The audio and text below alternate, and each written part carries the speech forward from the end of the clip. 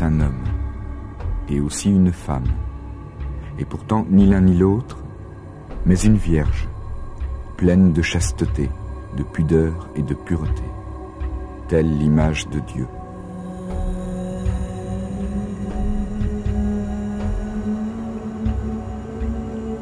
Il avait les deux principes du feu et de la lumière en lui, et c'est dans leur conjonction que résidait son amour de lui, son principe virginal, qui était le beau jardin d'agrément planté de roses, dans lequel il s'aimait lui-même. C'est ce que nous serons dans la résurrection des morts, ainsi que nous l'apprend Christ, disant que nous n'épouserons plus et que nous ne serons plus épousés, mais que nous serons comme les anges de Dieu. Un homme, tel qu'Adam l'était avant son Ève, doit se relever et reprendre et garder éternellement la possession du paradis.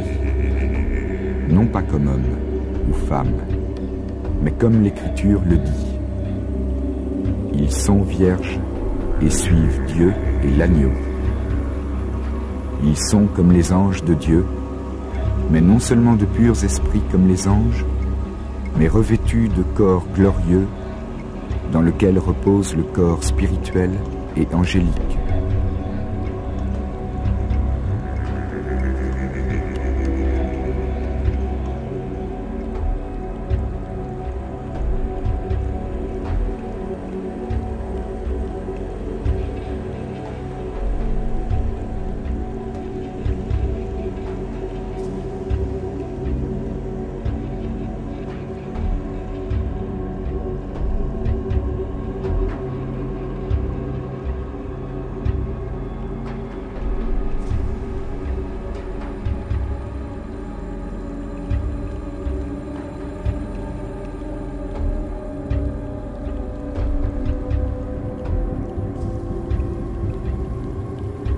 Puisqu'Adam a été placé au paradis dans l'image de Dieu pour la vie éternelle, et que Dieu lui-même lui a insufflé sa vie et son esprit, nous pouvons bien le décrire tel qu'il fut dans son innocence, et comme il est tombé, et ce qu'il est actuellement, et enfin ce qu'il redeviendra.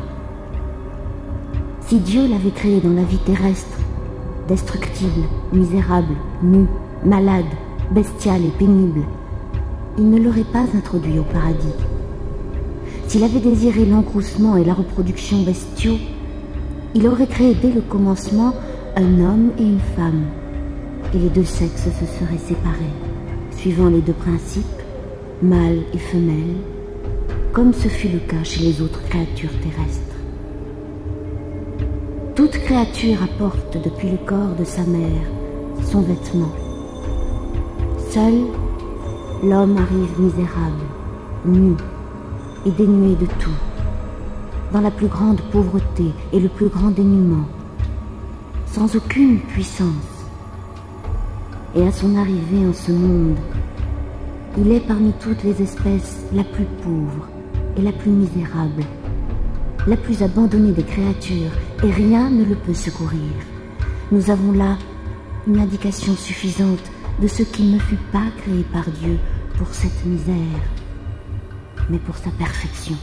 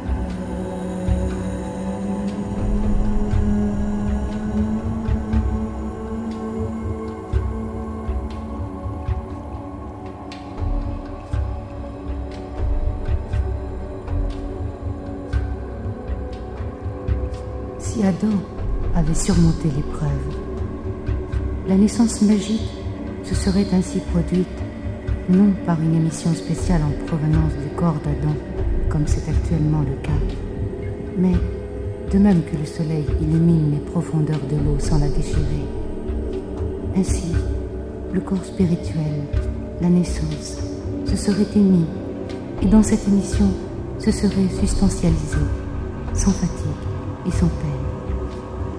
C'est dans un grand royaume des délices, et dans un grand agrément, que tout cela se serait produit, de la manière dont les deux semences de l'homme et de la femme reçoivent un aspect délicieux dans leur conjonction.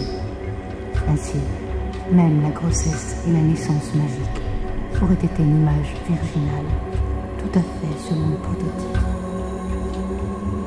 Ce qui ensuite, après qu'à Adam, le principe féminin de Vénus eût été retiré pour prendre la forme d'une femme, dut se produire avec crainte, douleur, souffrance et peine, ainsi que Dieu le dit à Ève.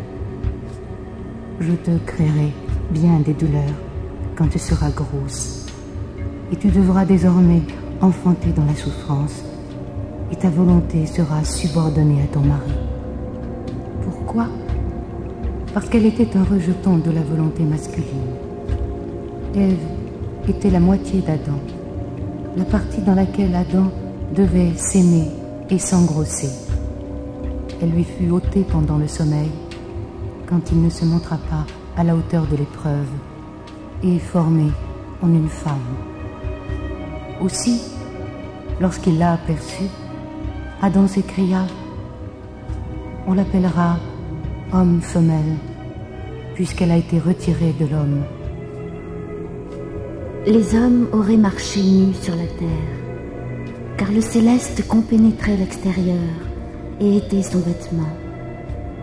Et il allait dans une grande beauté, joie et plaisir, dans un cœur enfantin.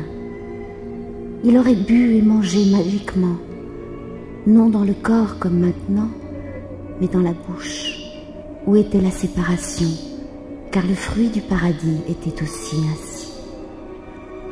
Tout était fait pour l'amuser. Il n'y avait pas de sommeil en lui.